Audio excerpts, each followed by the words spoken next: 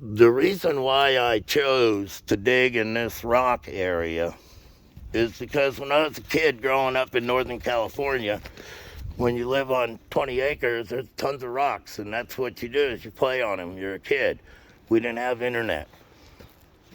The reason why I chose this spot is because of this beat little toy gun here. About a month or two back, my son was walking through this area, and he actually tripped over it.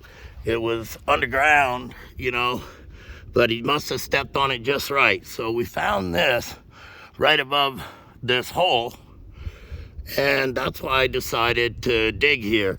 I don't know if you can see the maker's mark on it. It says American something, but as you can see, it was laying underneath the layer of grass, leaf and stuff, and yeah, that's why I did it.